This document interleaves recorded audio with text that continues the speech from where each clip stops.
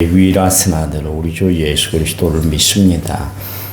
그는 성령으로 잉태되어 동정녀 마리아에게서 나시고 본디오 빌라도에게 고난을 받아 십자가에 못 박혀 죽으시고 장사된 지 사흘 만에 죽은 자 가운데서 다시 살아나셨으며 하늘에 오르셔 전능하신 아버지 하나님 우편에 앉아 계시다가 거기로부터 살아있는 자와 죽은 자를 심판하러 오십니다. 나는 성령을 믿으며 거룩한 공교회와 성도의 교제와 죄를 용서받는 것과 몸의 부활과 영생을 믿습니다.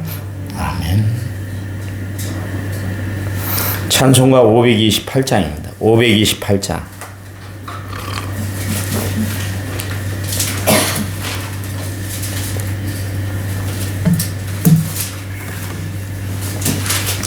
(528장입니다)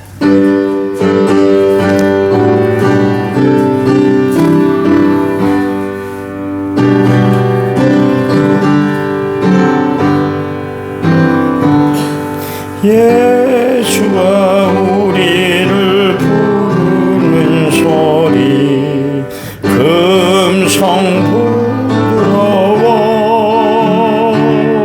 문 앞에 나와서 사면을 보며 우리를 기다리네.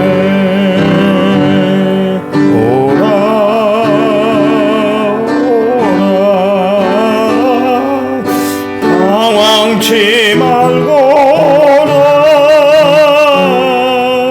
죄 있는 자들아 이리로라. 주 예수 앞에 오라. 간절히 오라고 부르실 때에 우리는 지체하랴. 주님의 은혜를 헤아리 받고 못 들은 채 하려나. 오라 오라 방황치 말거라.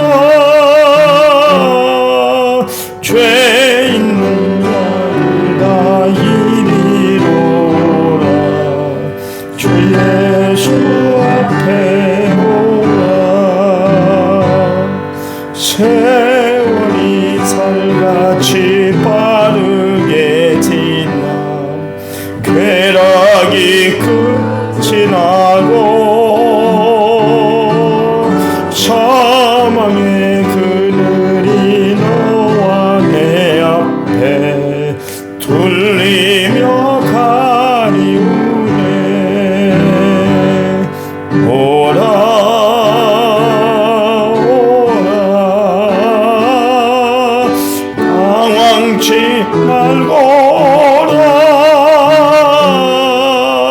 죄 있는 자들아 이리로라. 주 예수 앞에 오라. 우리를 위하여 예비해 두신 영원한 집이 있어. 죄 많은 세상을 떠나게 될 때 영접해 주시겠네. 오라 오라 당황치 말거라. 죄인들아 이리로라. 주 예수 앞에 오라. 아멘. 성경 말씀 봅니다. 에베소서 5장 25절에서 27절 25절에서 27절입니다. 316페이지 25절 남편들 안에 사랑하기를 그리스도께서 교회를 사랑하시고 그 교회를 위하여 자신을 주신 같이 하라.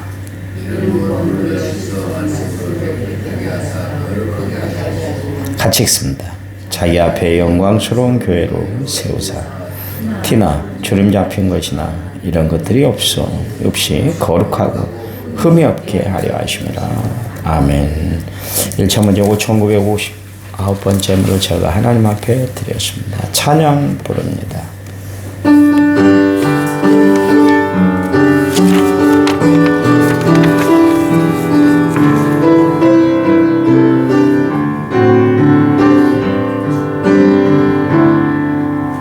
내가 주인 삼은 모든 것 내려놓고 내 주 대신 주 앞에 나가 내가 사랑했던 모든 것 내려놓고 주님만 사랑해.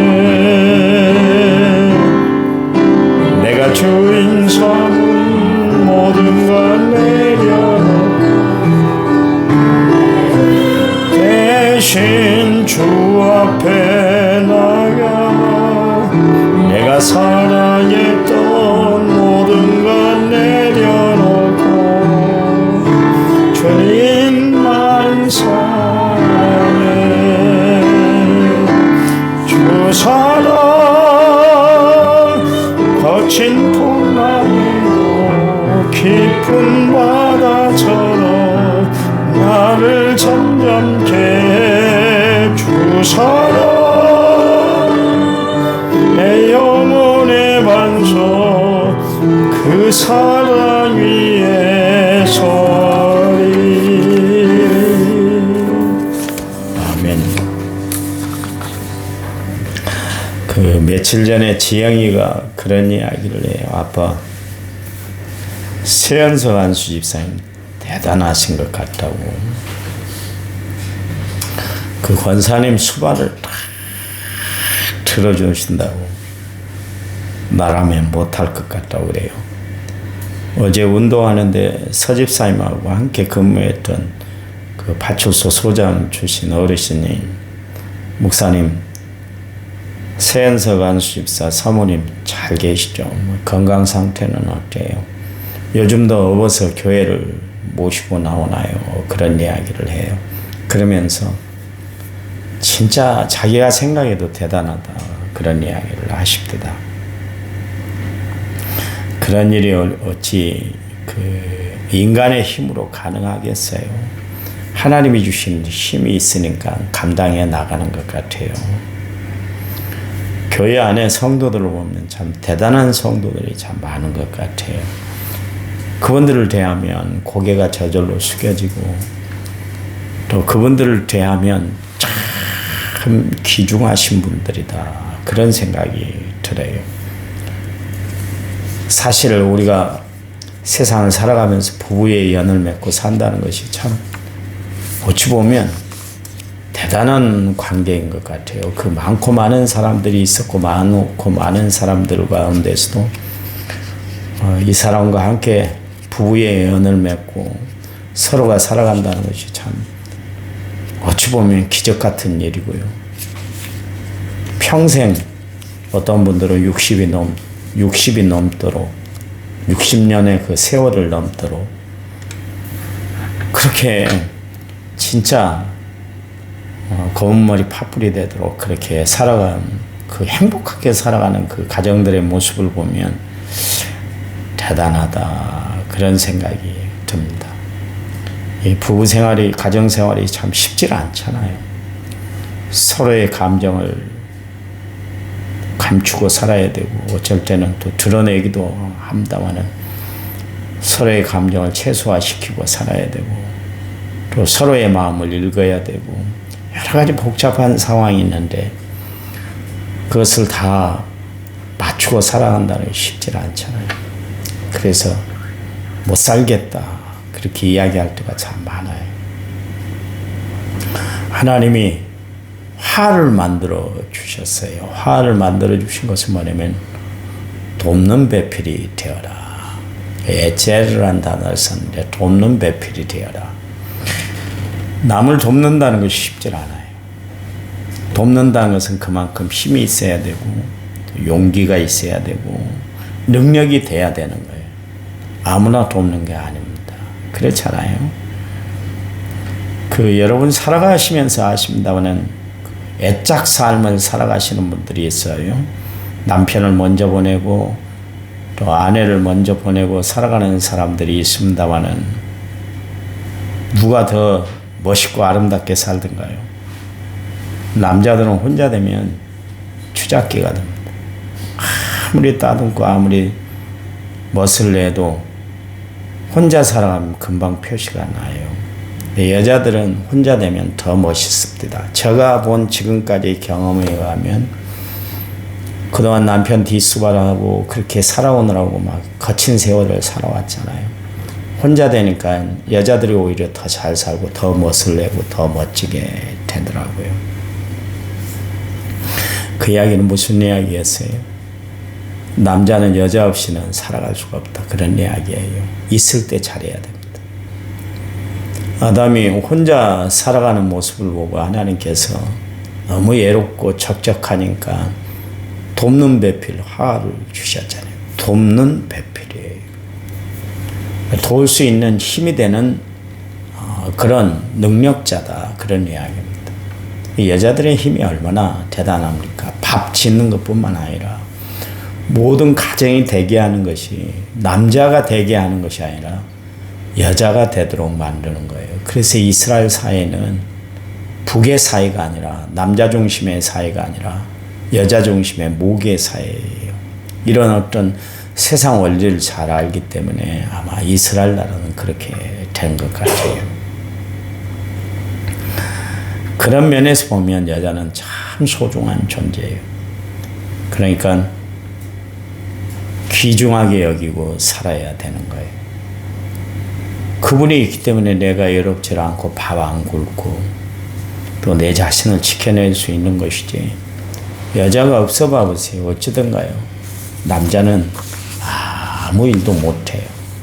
난 뭐 여자 없이도 살 수 있어. 그런데 그렇지 않습니다. 자꾸 우리 지영이가 혼자 산다고 결혼 안 할 것이라고 그러는데 우리는 답답하죠. 왜냐하면 가정을 이루고 또 독신도 뭐 요즘 독신으로 사는 사람들이 참 많습니다만은 가정을 꾸려 그래서 아내의 도움을 받고 살아가면 더 행복한 가정이 있는데 하나님도 혼자 사는 것 좋지 않게 여겨서 돕는 배필 화를 주셨고 가정을 이루게 하셔서 이 사회가 이루어지도록 만들어 놨는데 요즘 젊은이들은 너무 생활이 어려우니까 결혼도 안 하려고 아이도 안 낳으려고 엉뚱한 세상이 지금 돼가고 있잖아요. 하나님 원리하고는 정반대의 삶을 살아가고 있습니다. 이 세상에서 제일 어리석고 부족한 사람이 누굴까? 그 사람은 아내를 막대하는 사람, 또 아내의 삶을 돌보지 않고 살아가는 사람이 이 세상에서 가장 어리석은 사람인 것 같아요. 아내란 건 뭡니까? 안에 있는 해라는 뜻입니다. 태양이 밝아보세요. 태양이 떠오르면 어둠이 다 물러가잖아요. 추운 겨울에 양지에 서 있으면 그래도 좀 따뜻한 온기를 누릴 수 있지 않습니까? 그래서 태양은 추위를 또 물러가게도 만들고요. 태양은 또 열매를 맺는 식물에게 있어서는 절대적인 것 아닙니까? 벼도 태양이 쫙쫙 내리쬐야 그래 여물어 가는 거예요. 사과도 과일도 당도가 높으려면 태양을 쬐야 돼요. 햇볕을 쬐야 되지 않습니까? 다 맛있는 과일이 되는 거예요. 그러니까 이처럼 마찬가지로 내 가정을 책임지고 정말 따뜻하게 만들고 풍성한 결실을 가져다 주는 존재가 누구냐면 아내예요. 아내의 역할은 단지 밥만 지어주는 존재예요. 방안을 청소하는 존재로만 있는 것이 아니라 가정 전체를 아우르고 책임지는 것이 아내의 역할이에요. 그러니까 소중해요. 우리가 지난 시간에 이제 오랜 시간 전에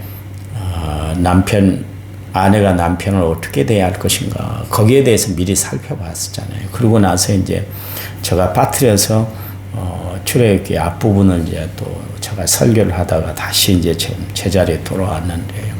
오늘 본문에 보면 남편은 아내를 어떻게 대해야 될 것인가. 그리스도께서 교회를 사랑하신 것 같이 아내를 대하라. 아내는 사랑이 필요한 존재다. 그런 이야기예요. 다른 게 필요한 것이 아니에요. 사랑이 필요해요. 아내는 남편을 어떻게 대하라 그랬습니까? 순종하라. 모든 말에 순종하고 따르라 그랬지만 또한 남편은 아내에게 해야 할 일이 있는데 끝없는 사랑을 베풀어라 그 이야기요. 왜냐하면 사랑이 없이는 결코 살 수 없는 존재가 여자이기 때문에 그렇다 그런 이야기입니다. 그 이야기는 무슨 이야기예요? 부부간에는 서로 믿음을 주고 사랑을 주고 은혜를 함께 나누는 존재가 돼야 된다 그런 이야기입니다. 하나님은 질서의 하나님이요 결코 어지러움의 하나님, 복잡하게 하는 하나님이 아니세요. 고린도전서 14장 33절 말씀에 하나님은 무질서의 하나님이 아니시오 오직 화평의 하나님이시다 그랬습니다. 그래서 하나님이 유일하게 세우신 기관이 두 개가 있는데 하나는 가정과 교회예요. 이 교회와 가정에는 질서가 있어야 돼요. 그래야 하나님이 기뻐하세요. 그 이번에 축구 아시안컵에 나갔다가 난리잖아요. 주장이 그냥 주장이 아닌 거예요. 모든 걸 다 통제하고 그 팀을 관리하고 감독을 대신해서 모든 것을 운영해 나가는 사람이 주장이에요. 그거는 그 팀의 질서를 잡으라고 주장이 있는 거예요. 그냥 완장이 있는 거 아니에요. 이 주장이 되면 나중에 어떻게 하냐면 심판이 좀 잘못 판정을 내리면 심판에게 가서 따지는 사람이 직접 그 당사자가 아니라 주장이 가서 이제 따져야 되는 거예요. 그 모든 전반의 경기를 책임지는 것이 주장 완장이에요. 아무것도 아닌 것 같지만 주장은 참 대단한 위치에 있습니다. 이번에 이강인 선수가 손흥민 주장한테 막 대들고 그래서 손가락이 탈골이 되고 그리고 나갔으니 경기가 되겠어요? 질서가 안 잡혀 있으니까 경기가 안 되는 거야. 아무리 세계적인 팀에서 공을 차는 그 선수들이 모여서 이번에 한국은 우승할 것이다. 64년 만에 우승할 것이다. 그런데 상황에서 탈락했는데 이유가 뭐든가요? 주장을 무시했어요. 이강인이가 공을 잘 차고 그런다고 그래서 지금 아주 파묻혀버렸습니다. 다음에는 국가대표 뽑지 말아라. 별 이야기가 다 나오잖아요. 그 이유가 뭐예요? 팀의 질서를 흐트러 버리니까 그런 거예요. 그 팀 하나 구성하고 경기에 나가서 공을 차고 경기를 운영하는 데 있어서도 질서가 중요한데요. 마찬가지로 가정과 교회에서도 질서가 있어야 되는 거예요. 다 질서가. 그래야 하나님이 기뻐하세요. 우리는 어려서부터 질서와 양보를 그렇게 교육받고 태어났잖아요. 기본이 되는 거 아주 중요한 것은 어려서부터 다 배웠잖아요. 숟가락 예절부터 밥상 예절까지 어르신들을 대하는 태도, 인사는 어떻게 해야 되는가 이거 다 세세히 다 교육받았잖아요. 요즘 그런 거 안 가르치는 것 같습니다. 요즘 아이들은 그런 게 없으니까 어른 보고도 인사할 줄도 모르고 밥상머리에 앉아서도 지가 먼저 젓가락질하고 다 해버려요. 옛날에는 부모님이 젓가락질 안 하고 숟가락질 안 하면 밥을 못 먹게 했어요. 먼저 먹으려다가 나중에 엄마한테 얼마나 해초리를 맞았어요. 버르장머리 없는 자식이라고. 인사를 안 하면 동네 어르신들이 그러십니다. 저 못돼 먹은 가정에서 못 배운 놈이구나. 그렇게 평가를 하고 그랬잖아요. 다 예절을 지키도록 질서를 지키도록 그렇게 했단 말이에요. 다 가르쳤어요. 이젠 무지의 문제가 아니라 노력과 실천의 문제예요. 몰라서 안 하는 것이 아니라 안 하려니까 문제가 되는 거예요. 신앙생활도 마찬가지예요. 그렇게 이야기를 해도 못 알아들어요. 왜 그럴까요? 안 들어서 그런 거 아니에요. 실천하지 않고 행동하지 않기 때문에 그러는 거예요. 이 심각한 문제입니다. 교인들을 보면 안타까워서 목사가 한마디 하잖아요. 그러면 그걸 좀 마음판에 새기고 좀 그대로 실천했으면 좋겠어요. 저는 교인들 이야기를 하나로 허투루 듣지 않습니다. 누구는 그러대요. 목사님은 잘 안 듣는 것 같다고 그러는데 왜 안 듣겠어요? 제가 굉장히 여린 사람이에요.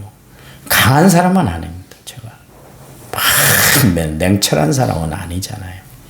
그렇기 때문에 누가 이야기를 하면 다 들어요. 내가 행동을 안 할 뿐이지 다 들어요. 그리고 그렇게 하려고 노력을 해요. 최대한 교인들이 이야기한 대로 행동하려고 노력은 해요. 근데 교인들은 그런 노력마저도 안 보이는 교인들이 있는 것 같아요. 신앙이란 건 다 다른 거 아니잖아요. 믿고 바라는 것이 신앙, 그것이 신앙이라고 그러는데 실천이 없는 신앙은 아무 소용이 없는 거예요. 그래서 주님이 이스라엘 백성들하고 갈등의 대립의 구조를 이루었던 것은 뭐냐면 말씀대로 이스라엘 백성들이 살지 않은 거예요. 그럴 때마다 하나님 마음이 너무 아팠어요. 여러분, 자식들에게 교육을 시켰는데 그걸 실천하지 않으면 부모의 마음이 얼마나 애끓던가요. 저렇게 말 안 들으면 어떡하지? 세상 저렇게 어떻게 살아야 될까? 막 걱정거리가 되고 그의 앞이 캄캄하게 보일 때가 있잖아요. 하나님이 신앙생활하는 우리 모습을 보면서 너 그렇게 살면 안 되는데 그 길 가면 안 되는데 그거 손잡으면 안 되는데 도저히 주님이 보시고 우리의 모습을 안타까워할 때 여러분 부모된 심정으로 하나님 마음을 헤아리고 살아가는 우리가 돼야 될 줄 믿어요. 정말 좀 한마디 하면 그 말씀대로 좀 새벽기도 나오세요. 그러면 지킬 줄 알아요. 예배 열심히 충성을 다하세요. 그러면 아무리 급한 일이 있다 할지라도 다 차지하고 하나님 앞에 나와서 예배하고 그러면 좋을 것 같아요. 내가 아까 사무실에서 하루 종일 생각을 했어요. 아침에 교회 와서 그리고 앉아 있으면서 왜 기도하지 않을까? 주님 왜 기도하지 않을까요? 교인들이 내가 그렇게 목 놓아서 이야기를 하는데 왜 씨가 막히질 않을까요? 생각을 해봤더니 급한 것이 없어요. 어려운 것이 없어요. 힘든 것이 없기 때문에 그래요. 힘들어 봐보세요. 내가 지금 힘들다, 어렵다, 급하다, 위기에 있다 이걸 안다면 무릎 꿇지 않는 날에도 무릎 꿇게 돼 있어요. 그래서 내가 요즘 어떻게 기도하는지 아세요? 하나님, 교인들 가정에 어려움을 주세요. 그러고 있어요. 이 기도는 위험한 겁니다. 내가 전에 교인들이 하도 말을 안 듣길래 하나님, 두들겨 패서라도 좀 하나님 주 앞에 무릎 꿇게 해주세요. 그래서 하나님이 맷을 탁 두들겨 패버리더라고요. 그 다음에 내가 기도 제목을 바꿨다니까. 계단에서 넘어져갖고 병원에 실려가고 뭐 하다가 또 막 병원에 가서 실려가서 수술하고 막 꼬매고 막 그런 일이 계속 일어났어요. 누구한테 그런 이야기 했더니 김 목사 그렇게 기도하지 마. 그러다 교인들 다 불구자 되네. 그렇게 기도하지 마. 그러는데요. 요즘 마음이 너무 급해요. 내가 이제 몇 년 남았겠어요. 여러분과 함께 할 수 있는 시간이 이제 몇 년 남질 않았는데 안타까워요. 그래서 그렇게 기도해 봤어요. 아침에도. 하나님 어떻게 해야 될까요? 어떻게 해요? 무릎 꿇고 기도하고 하나님 앞에 나와 절절히 매면서 하나님 앞에 기도할까요? 아쉬움을 토하면서 기도할까요? 내게 문제가 있습니까? 그런 생각을 해봤습니다. 그 이솝 우화에 나오는 이야기가 있는데요. 애나무 다리에서 만난 두 염소 이야기 아시잖아요. 숲속에 두 개의 염소 마을이 있었어요. 그 윗마을 염소들하고 아랫마을 염소는 사이가 별로 좋지 않았습니다. 어느 날 길을 가다가 깊은 계곡에 애나무 다리를 만났습니다. 고집이 세고 성격이 좋지 않은 두 염소가 딱 만났어요. 가운데서 서로 먼저 가겠다고 막 싸움박질을 했습니다. 내가 먼저 도착했으니까 내가 먼저 건널 거야. 무슨 이야기야? 내가 먼저 건널 거야. 가운데서 팽팽하게 대립을 했어요. 우리는 어떻게 해야 서로가 건너갈 수 있는지 답을 알잖아요. 두 마리 중 한 마리가 딱 엎드리면 그 나머지 옆에 왔던 그 염소가 등을 밟고 이렇게 지나가면 편안하게 지나가고 둘 다 안전하게 지나갈 수 있잖아요. 근데 자존심이 상해서 서로 엎드리지를 못하겠다는 거예요. 어떻게 됐습니까? 나중에 팽팽하게 기싸움하다가 둘 다 떨어져 계곡물에 떨어지고 말았잖아요. 우리 동양 문화는 낮은 사람이 높은 사람을 찾아가고 없는 사람이 있는 사람을, 모르는 사람이 아는 사람을, 나중된 사람이 먼저 된 사람을, 잘못된 사람이 먼저 찾아가는 문화예요. 근데 성경은 다르십니다. 죄인 되어 지옥벌을 받아야 할 인류에게 하나님이 먼저 찾아오셨어요. 아브라함을 찾아오셨고 형과 아버지를 속여 복을 가로챘던 야곱에게 먼저 찾아오신 분이 하나님이세요. 잘못을 따진다면 하나님이 잘못한 것은 하나도 없습니다. 인간 쪽에서 다 잘못했어요. 자존심으로 말하자 할 것 같으면 창조주 하나님께서 낮추어 먼저 찾아왔으니 상하시겠죠.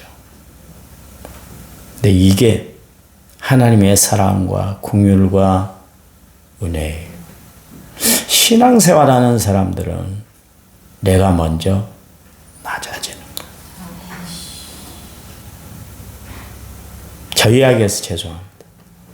그저께 정읍에서 임원 감찰장 회의를 했어요. 그래서 여러 가지 부서에 누가 앉힐 건가, 1년 예산은 어떻게 짜맞춰야 될 건가, 그 회의를 했어요.